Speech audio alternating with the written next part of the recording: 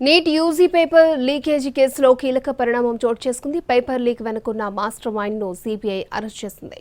Trunk పెట్టెల నుంచి పేపర్ను చోరీ చేసినట్లుగా గుర్తించింది. కేసుకు సంబంధించి ఇప్పటివరకు 15 మందిని సిబిఐ అరెస్ట్ చేసింది. దేశవ్యాప్తంగా సంచలనం సృష్టించిన నీట్ యూజీ పేపర్ లీకేజీ ఘటనపై దర్యాప్తు ముమ్మరంగా సాగుతోంది. నేషనల్ టెస్టింగ్ ఏజెన్సీ ఎన్టీఏ నుంచి పేపర్ను దొంగిలించిన పంకజ్ కుమార్ను సిబిఐ అరెస్ట్ చేసింది. జార్ఖండ్ హజారీబాగ్లోని ఏజెన్సీ నుంచి పేపర్ లీక్ అయినట్లు తేల్చింది. పంకజ్తో పాటు పేపర్ లీకేజీకి సహకరించిన మరో వ్యక్తిని సిబిఐ అరెస్ట్ చేసింది. దీంతో ఇప్పటి వరకు పేపర్ లీక్ కేసులో అరెస్ట్ అయిన వారి సంఖ్య 14కు చేరింది. నిట్ జంషెడ్పూర్లో 2017 బ్యాచ్ సివిల్ ఇంజనీర్ అయిన పంకజ్ కుమార్ హజారీబాగ్లోని ఎన్టీఏ ట్రంక్ పెట్టె నుంచి నీట్ ప్రశ్నపత్రాన్ని దొంగిలించాడు. దాన్ని రాజు సింగ్ ఇచ్చారు. అక్కడి నుంచి ఆ లీక్ అయిన పేపర్ను సర్క్యులేట్ చేశారు. పేపర్ లీక్ వెనుక పంకజ్ మాస్టర్ మైండ్ గా సిబిఐ గుర్తించింది.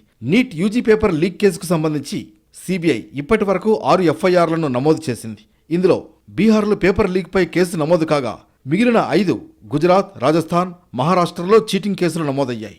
ఈ ఏడాది మే 5న దేశవ్యాప్తంగా వైద్య విద్యా కోర్సుల్లో ప్రవేశాల కోసం నీట్ యూజీ పరీక్ష జరిగింది. 571 నగరాల్లోని 4750 సెంటర్లలో జరిగిన ఈ పరీక్షకు సుమారు 23 లక్షల మందికి పైగా హాజరయ్యారు. అయితే ఇందులో అవకతవకలు జరిగాయని ఆరోపిస్తూ సుప్రీంకోర్టులో పిటిషన్లు దాఖలయ్యాయి. ఈ పిటిషన్లపై సుప్రీంకోర్టు రేపు విచారణ